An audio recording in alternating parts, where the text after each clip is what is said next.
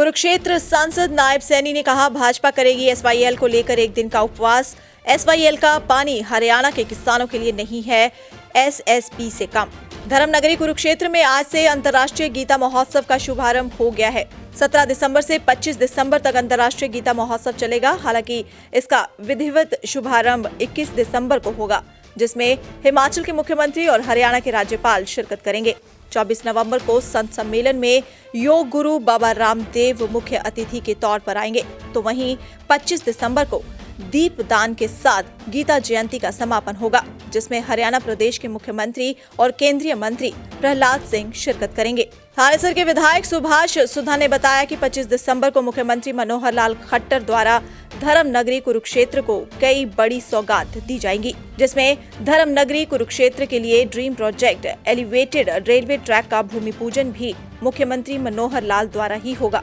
17 से 25 दिसंबर तक चलने वाले अंतर्राष्ट्रीय गीता महोत्सव में आज से गीता महाआरती शुरू की गई है, जिसमें सांसद नायब सिंह सैनी के साथ थानेसर के विधायक सुभाष सुधा ने भी शिरकत की। कि हमारे हरियाणा प्रदेश के सभी विधायक और सभी सांसद आदरणीय नरेंद्र तोमर जी और गजेंद्र शेखावत जी जो जल शक्ति मंत्री हैं, उन दोनों को हमारे सभी सांसद और विधायक मिले थे और एक हमने मांग की थी कि जिस प्रकार से राहुल गांधी ने पंजाब में जाकर के किसानों को झूठ बोला है और झूठ बोल करके ट्रैक्टर मार्च उन्होंने वहाँ से शुरू किया और हरियाणा की तरफ भी आए हैं। मैं ये कहना चाहता हूं क्योंकि आज अगर किसान की इतनी बड़ी वकालत हो रही है, इतनी बड़ी बात हो रही है, जो धरनारत कुछ किसान संगठन भी हैं जो वहां धरना स्थल के ऊपर टिकरी बॉर्डर के ऊपर बैठे हैं, मैं उनसे भी अपील करना चाहूँगा। मैं पंजाब के मुख्यमंत्री कैप्टन अमरिंदर सिंह से भी अपील करना चाहूँगा और पंजाब के जो विपक्ष के नेता हैं सरदार सुखबीर सिंह जी बादल, उनसे भी मैं अपील करना चाहूँगा कि हरियाणा के किसान को एसवाईएल का पानी चाहिए, क्योंकि आप किसान हितैषी ये बात कर रहे हैं। अच्छा है, किसान के हित के अंदर बात करनी चाहिए, क्योंकि जो एसवाईएल का पानी है वो एमएसपी से कम नहीं है, उसका भी एमएसपी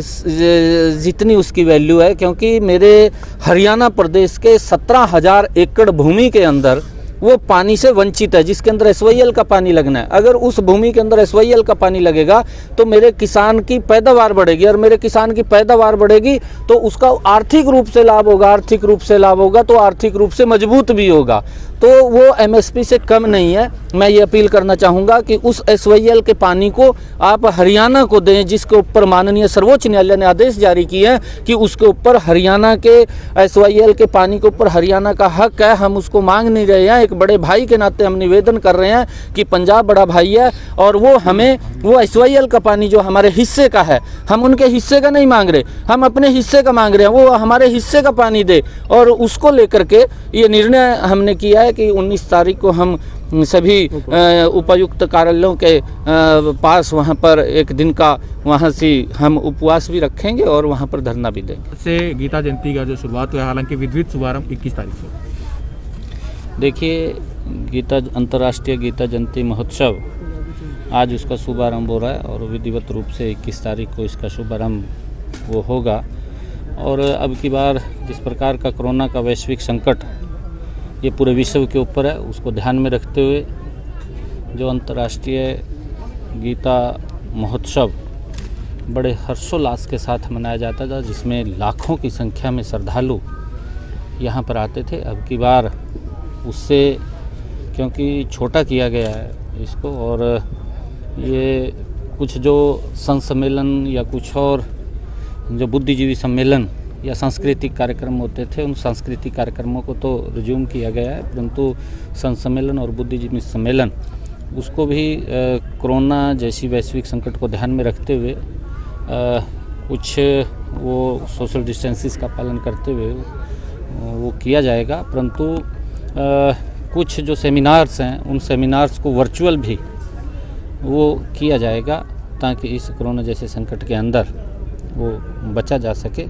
और मैं इस गीता जयंती महोत्सव के आज शुभारंभ के ऊपर पूरे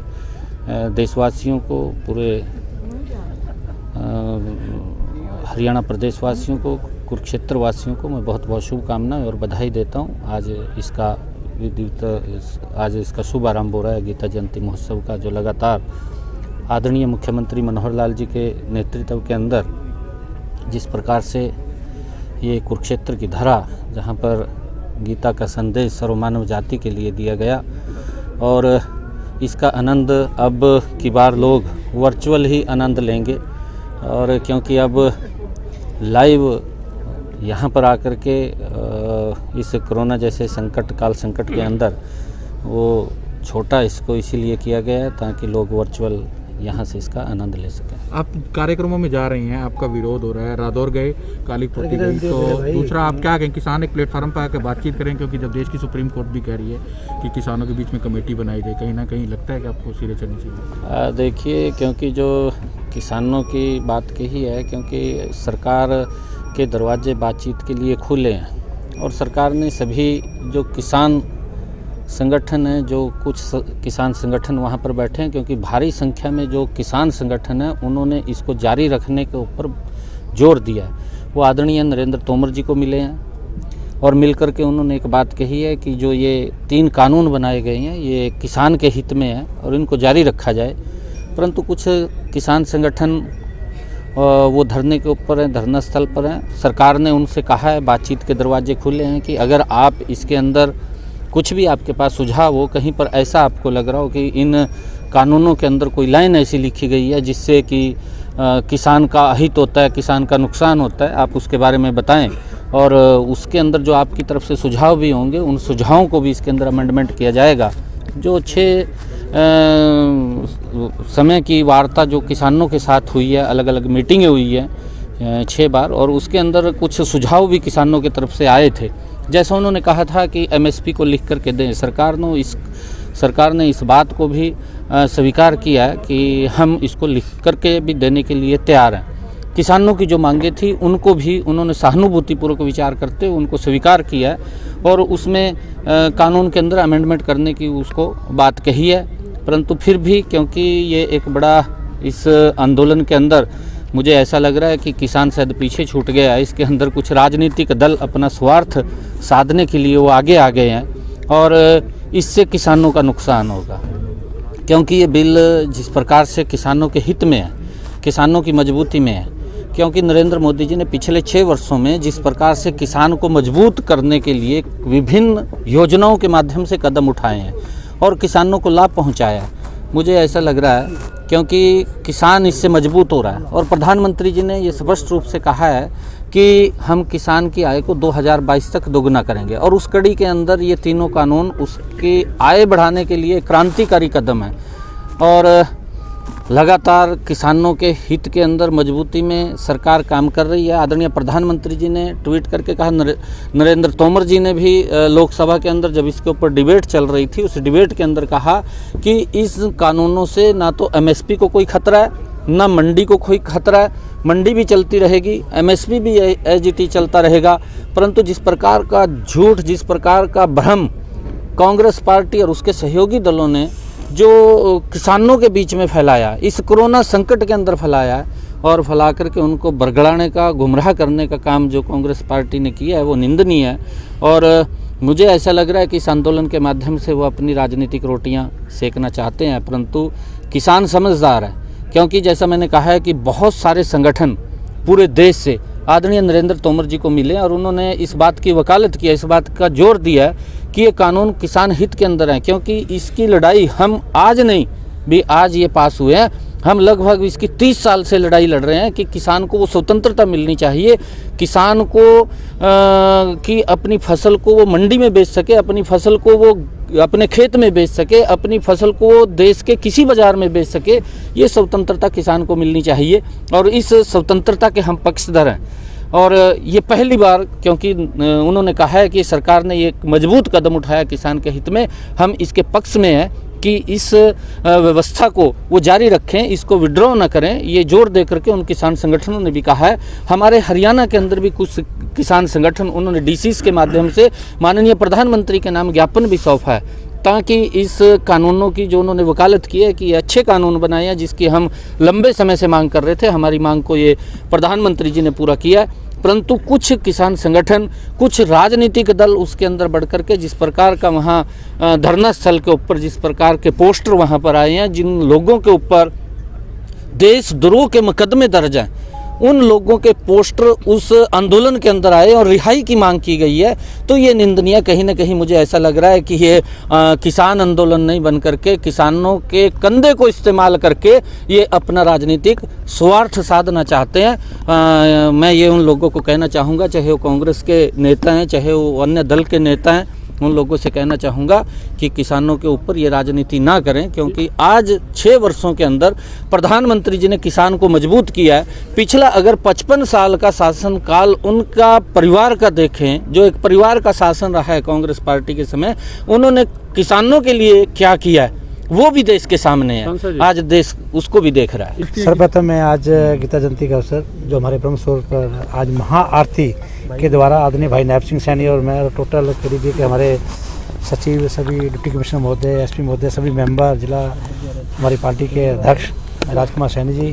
और हमारे संसद सचिव भाई छाबड़ा जी, सभी के द्वारा मिलकर यहाँ पर जो आज आयोजन किया, मैं इसकी बहुत बहुत मुबारकबाद देता हूँ। आदरणीय मुख्यमंत्री जी ने किस प्रकार से गीता जयंती का जो पहले उत्सव मनाया जाता था, एक बड़ा स्वरूप दिया। 48 कोस की यात्रा की, जितने भी तीर्थ स्थल थे सभी तीर्थ स्थलों को हम डेवलप कर रहे हैं। लेकिन मैं ये भी कहूँगा, आदरणीय मुख्यमंत्री जी ने एक वीक पहले मुझे कहा, कोई भी स्थल अगर रह गया है उसको भी डेवलप करना है, किसी प्रकार का आपके पास कोई है तो उसको भी डेवलप किया जाएगा। तो बहुत बड़ा उन्होंने गीता जयंती के ऊपर बहुत मैं कहूँगा बड़ा कार्य किया और ये स्वरूप बहुत बड़ा स्वरूप होना था, लेकिन महामारी के कारण छोटा हमें करना पड़ा। इसके लिए मैं कहूँगा घर बैठ के लोग गीता जयंती का उत्सव मनाएंगे। इसके लिए अभी जो हमें 25 तारीख को मुख्यमंत्री जी यहाँ पर आ रहे हैं, दीपदान हो रहा है, लगभग 1,80,000 दीप यहाँ पर हम करेंगे। उसके अलावा हर जगह पर स्कूलों जाके लोग वहाँ पे भी करेंगे। तो पहले तो बहुत बड़ा कार्यक्रम था, 18 लाख दीप का था, लेकिन देखते हुए महामारी को देखते हुए 1,80,000 दीप का यहाँ कार्यक्रम कराया जाएगा 25 तारीख को। 25 तारीख को मुख्यमंत्री जी आ रहे हैं और बहुत सी घोषणाएं करेंगे। और सर्वप्रथम मैं कहूँगा जो हमारा एलिवेटेड ट्रैक्स है उसका भी मैं कहूँ भूमि पूजन उसी दिन करेंगे। आदरणीय मुख्यमंत्री जी, हमारे बड़े भाई नायब सैनी जी, मैं भी हूँगा वहाँ पे कुछ दिन उसका होगा। ड्रीम प्रोजेक्ट उसका हो गया है, उसका टेंडर वेंडर सब हो चुका है। 25 तारीख को मुख्यमंत्री जी उसका टाइम भी दे दिया। उसके साथ ही बहुत से और भी प्रोजेक्ट जो हमारे रह गए हैं, पेंडिंग पड़े हैं। इसी तरह हमने जो वहाँ पे सिंथेटिक ट्रैक्स बनाया है उसका भी हम ओपनिंग कराएंगे। सिंथेटिक ट्रैक्स बनाया है, बहुत सी चीज़ें हैं और भी हम बहुत हमारे सारे ऑफिसर लगे हुए हैं, हमारे केडीपी के सभी लगे हुए हैं, बहुत चीज़ें बना रहे हैं। जो डिमांड रखेंगे आदरणीय मुख्यमंत्री जी का आगे रख के हम उसको पूरा कराएंगे। और शहर को हम पहले ही मुख्यमंत्री ने कहा है, आदरणीय प्रधानमंत्री नरेंद्र मोदी जी ने कहा है, इसको वर्ल्ड के मानचित्र पर लेके जाना है, अवश्य लेके जाएंगे। पूरी टीम हमारे कार्य कर रही है। मैं आज